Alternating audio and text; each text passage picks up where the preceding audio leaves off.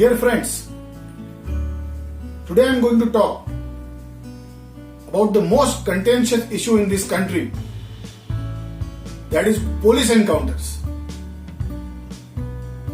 What are encounters?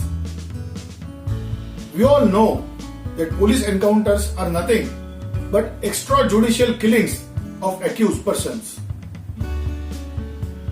Now, do the policemen have the powers to kill the accused person even before he is put to trial? Can we justify the killings at the hands of policemen of accused without the trial and without there being a justice to the trial? Can the victims in this country continue to get the justice out of court of law? These are all questions which are coming up every now and then whenever there is a police encounter. Now there are two theories all the time. The critical theory, wherein the critics of this particular encounter, they come up openly and criticize the conduct of the policemen, saying that human rights are violated. And the second theory is that justice has been done to the victims. We have seen people are rejoicing the encounters at the hands of police. Very recently, Hyderabad encounter took place wherein 4 accused persons accused of raping a girl were killed in so-called alleged police encounters. The police commissioner came up in Hyderabad and said that 10 armed policemen took the 4 suspects who were not handcuffed to the scene of the crime to reconstruct the incident of the crime early in the morning on Friday. Police commissioner said that there was a toll plaza nearby and the rape and the murder took place near to the toll plaza. The police wanted to recreate the theory of the crime and therefore those 4 accused were taken to the scene of the crime. According to the police, 4 men got together, snatched the weapons of the policemen and started attacking on policemen. The policemen were keeping calm and ordered them to surrender. They did not surrender. Hence the encounter took place and all the 4 accused were killed early in the morning within 15 minutes. 2 officers were said to have been injured, having some head injuries, but not with the bullets. They were admitted to the hospital. And the police commissioner said that this was the encounter wherein our policemen were also injured. But ironically, there was no bullet hit to any of the policemen. So this was the theory placed by the police commissioner before the Hyderabad people. But let me tell you that all these policemen were garlanded and the people at large enjoyed this killing. So where are we going as a civil society? Are we satisfied and happy with these kind of police encounters? Are we not happy with our criminal justice system? Are we not happy with our criminal justice system? Are we losing our faith on our courts? When the Nirbhaya accused were found to be guilty and were virtually punished after 7 years, people in this country were losing the patience.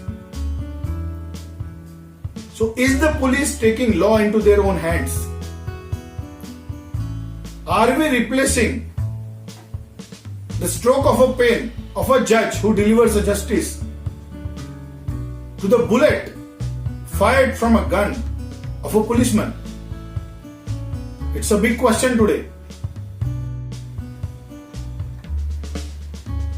Dear friends, executing citizens without trial is not justice. That is what Supreme Court has said. Encounters are nothing but extrajudicial killings of even suspected criminals by armed policemen, usually in their custody. So policemen have given license to kill to themselves. And there are a number of encounters in this country. As a lawyer, I believe that fundamental rights are required to be protected, which are enshrined in our Constitution of India.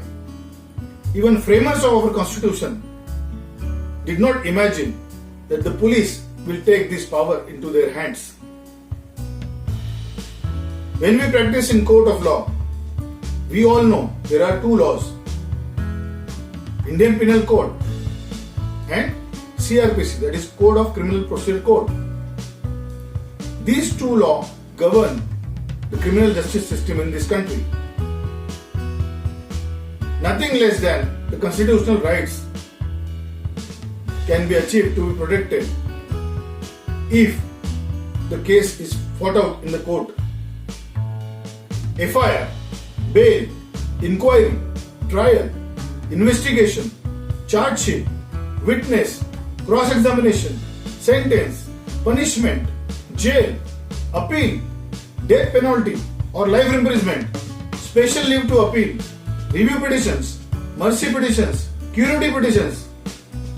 All these words become irrelevant, my dear friends, the moment a bullet is shot on an accused and he is killed in encounter.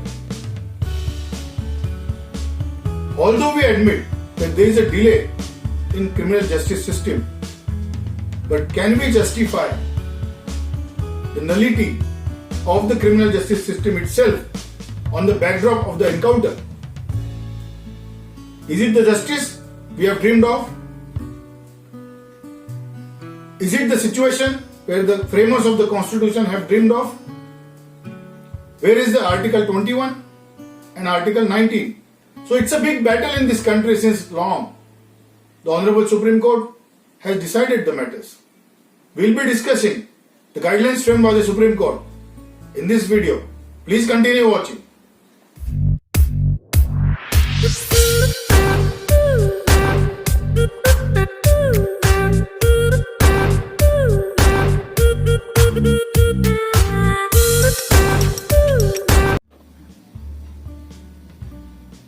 Dear friends, there were a number of encounters in this country since last 25 years.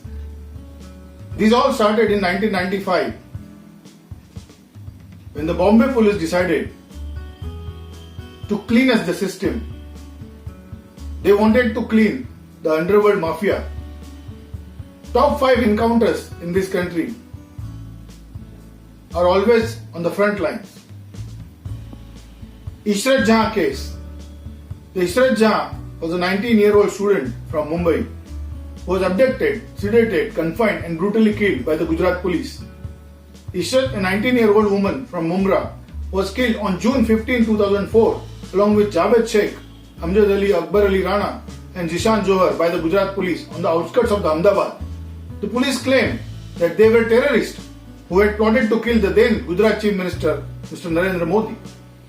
However, an investigation by a special investigation team set up by the Gujarat High Court established that the encounter was staged.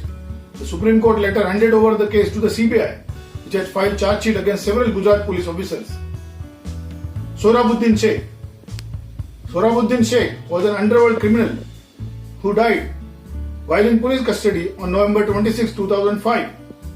On the day of his calling, Sohrab was travelling. According to the police, Sohrabuddin Sheikh was associated with the Lashkar-e-Toiba and the Pakistan Intelligence Agency. After Sheikh's killing, his wife Kausar B was also shot dead by the Gujarat police in a similar manner. An inquiry was ordered by the court into Sheikh's killing, after which 22 persons were arrested. Like the Ishrat Jahan case, this trial too went on for years. Finally, in 2018, a special CBI court acquitted all 22 policemen. Tulsiram Prajapati case. Tulsiram was an associate of the Sohrabuddin and was killed while in police custody. Prajapati was killed in December 2006. The case is widely believed to have been an encounter killing by the Gujarat police. So these 3 cases were widely discussed and argued in courtrooms. But these were from Gujarat. And we had many other cases from Maharashtra also. In Maharashtra, the first encounter is said to be of the Manya Surve. Manohar Arjun Surve, popularly known as Manya Surve, was killed in a police encounter in Mumbai's Wadala area. It is believed that Mumbai police allegedly received a tip from the Dawood Ibrahim that Surve would be arriving at a beauty parlor near the Ambedkar College junction there. Surve was the first educated Hindu gangster whose regime of a terror in the area of Agar Bazar, Dadar, was sending shivers among the spines of the people, especially underworld. So Manya Surve was killed in the first encounter in Mumbai. And the movie was made, Shootout at Wadala, on him. Second was Ram Narayan Gupta, alias Lakhan Bhaiya. Lakhan Bhaiya was a close aide of gangster Chota Rajan. In 2013, a Mumbai Sessions Court had awarded life sentence to 21 people, including 13 Mumbai police personnel convicted for killing Ram Narayan Gupta, alias Lakhan Bhaiya. More than 200 dreaded underworld gangsters were killed by the Mumbai police from 1995 to 2005. Dear friends, there were 6 police officers who were known to be encounter specialists in Mumbai. They were from the same batch. They were working in a Mumbai crime branch or a special detention branch, and they were given free hand by the Mumbai police commissioner to clean us the underworld of the Mumbai. People wanted peace in Mumbai. In the late 90s, there were various gangs which were operating in Mumbai, and they were threats to the people, businessmen, and specifically rich men in Mumbai. And the gangs were extorting huge amount from them. First name of the police officer who was in the badge was Praful Bhosle. He was an inspector. He is said to have killed 77 gangsters in encounters. Second was Ravindranath Angre, who was also inspector, found to have killed 54 gangsters in Mumbai. Third was Sachin Vaze, who was assistant police inspector, found to have killed 63 gangsters in Mumbai. Fourth was Vijay Salaskar, police inspector, who killed 61 gangsters, and Salaskar was killed in Mumbai attacks. Fifth was Daya Nayak, police inspector, who has killed 83 gangsters, and a movie named as Ab Tak Chappan was also shot on his life. The famous actor Nana Patekar did his role. Sixth was Pradeep Sharma. He was ACP and he killed more than 150 gangsters in Mumbai. A Hindi movie named The Department was also shot on his life, and the famous actor Sanjay Dutt, in fact, worked as a ACP Pradeep Sharma. So all these police officers were in fact said to be heroes of the Mumbai police, were given free hand by the then police commissioner to act on the underworld gangs.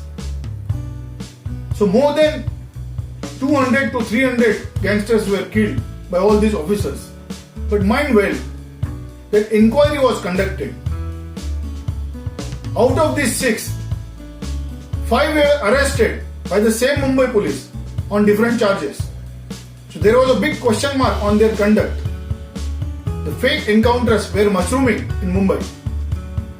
But at the same time, those encounters were justified by the department. We will have to put the question to ourselves that whether in criminal justice system we can defend such kind of encounters and eliminate the accused from the society. There may be some differences among the people or the persons who are decision makers, or there may be delayed injustice in the criminal courts. But does that mean that we are taking away the fundamental rights from the criminals or the accused who are otherwise said to be innocent till proven guilty? Dear friends, let's talk about the celebrated judgment of the PUCL versus State of Maharashtra, where the Honorable Supreme Court has heavily criticized about the conduct of the State of Maharashtra in killing the accused in public encounters. The Honorable Supreme Court has stated that even state has no authority to violate the Article 21. In a celebrated case of PUCL, the Supreme Court has questioned the conduct of the state of Maharashtra, wherein it was hearing the matter related to the 90 encounters killings by the Mumbai police, allegedly said to be fake encounters between the year 1995 to 1997. The NGO called as PUCL has approached the Honorable Supreme Court raising concern about the rate of encounter killings in Maharashtra and Uttar Pradesh. The Honorable Supreme Court was dealing with this matter. Chief Justice Mr. Lodha and Justice Nariman firstly highlighted that the right to life under Article 21 is available to every person and that even the state has no authority to violate that right. They were prominent observations of the Honorable Supreme Court. Article 21 of the Constitution of India guarantees right to life with human dignity. Any violation of the human right is viewed seriously by this court as a right to life is more precious than any other right guaranteed under the Constitution of India. The guarantee of the Article 21 is also available to the accused person. The Honorable Supreme Court stated that time and again this court has come to the rescue of the citizens of this country for the Article 21. The Article 21 guarantees personal liberty to every single person in this country, which includes even a liberty to the accused. Killings in police encounters require independent investigation. The killings in police encounters affect the credibility of the rule of law and the administration of the criminal justice system. Although the bench clarified that they were aware of the difficult and delicate tasks that the police officers are expected to perform in tackling the crime, it emphasizes that even criminals must be brought to justice by following rule of law. The Honorable Supreme Court observed that in this country, rule of law must prevail. It said that we are not oblivious of the fact that police in India has to perform a difficult and delicate task, particularly when many hardcore criminals like extremists, terrorists, drug peddlers, smugglers who have organized gangs have also strong roots in the society. But then such criminals must be dealt with by the police in an efficient and effective manner so as to bring them to justice by following rule of law. To ensure the accountability, the bench decided that guidelines were warranted to ensure the independent investigation of the encounter killing by the police, and the Honorable Supreme Court issued guidelines in this celebrated matter of PUCL versus State of Maharashtra. The Honorable Supreme Court, having the bench of Chief Justice of India, R.M. Lodha and Justice Rohinton Nariman, issued 16-point guidelines to be followed in the matters of investigation of the police encounters in the cases of death as a standard operating procedure. Notably, the court said that the investigations into any police killings with guns must be undertaken by experienced state CID or another police station, and the magistrate and the State Human Rights Commission or the National Human Rights Commission must be involved in such case. The guidelines are as follows. 1. Tip-offs about criminal activities must be recorded either in the writing or electronic form. 2. If pursuant to a tip-off the police uses firearms and this results in death of a person, then an FIR initiating proper criminal investigation must be registered. 3. Investigation into such death will be done by an independent CID team which has to fulfill 8 minimum investigation requirements. 4. Mandatory magisterial inquiry into all cases of the encounter death has to be done. 5. The NHRC or the State Commission must be immediately informed of the encounter death. 6. Medical aid to injured victim or criminal and a magistrate should record his statement. 7. Ensure forwarding the FIR and police diary entries to court without the delay. 8. Expeditious and proper trial. 9. Informing next of the kin of the dead alleged criminal. 10. Biannual statements of all encounter killings to be sent to the NHRC and State Commission by a set date in a set format. 11. Disciplinary action against and suspension of a police officer found guilty of wrongful encounter. 12. Compensation scheme under the CRPC to be followed for awarding it to the kin of the dead victim. 13. Police officers must surrender their weapons for investigation subject to rights under Article 20 of the Constitution. 14. Also intimate family of the accused police officer and offer services of a lawyer or counselor to that policeman. 15. No out of turn gallantry awards for the officers involved in encounter killings. 16. The family of the victim can complain to the session judge if it feels that these guidelines have not been followed. The judge will take the cognizance. So dear friends, these important guidelines were issued by the Honorable Supreme Court in this celebrated case of Pius here.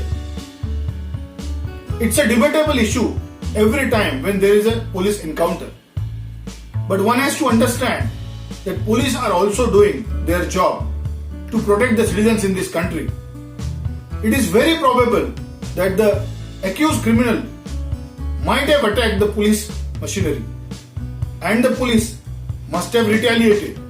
But at the same time, when we see news of police encounters coming frequently, when the unarmed accused, when they are surrendered before the police or they are being escorted to the scene of crime or to the court, if they are killed in the name of sweet police encounters, then possibly it's a big question mark on the police machinery also.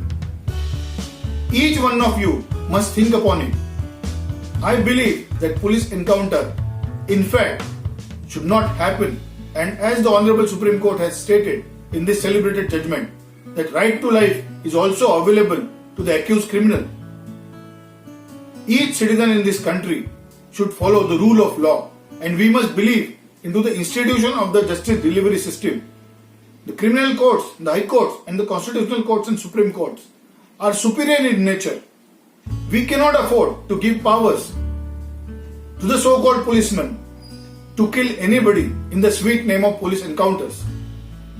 I request all of you to give your comments on this video.